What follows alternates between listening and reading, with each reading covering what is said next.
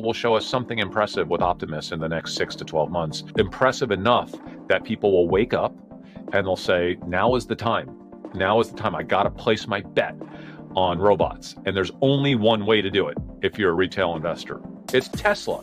And so that price discovery cycle, I think, is going to be more interesting than what we saw in the early 2020s with the Tesla cars. I think it's going to be wild, quite honestly. 10x at minimum, yeah.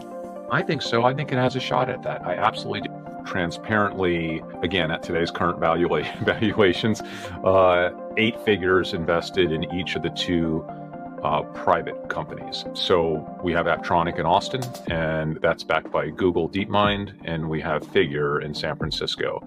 I intend to have, due to the liquidity of public markets and the ability to put leverage on through options, I intend on having an even larger investment here in the near future in Tesla, which is obviously the only public market play currently within the humanoid space. So all I care about is when the market starts to pay attention to that. When the market starts to shift their attention to Optimus, that's when I'm putting my trade on, the big trade.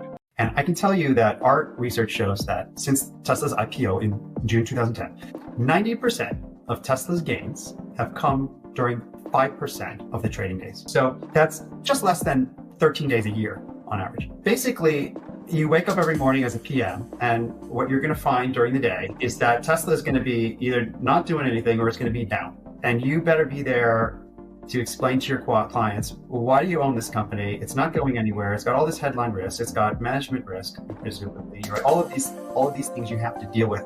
Lost in that mess are occasions, like was the case of Tesla in 2020 when we bought it, when the earnings are artificially depressed because the company is investing so much in the business today, or at that point, to create a higher intrinsic value later. And the consequence of that is you depress earnings, P ratio goes up. People who haven't done the deep work, like your audience, look at it and say, gee, how can I pay 100 times earnings for an auto stock?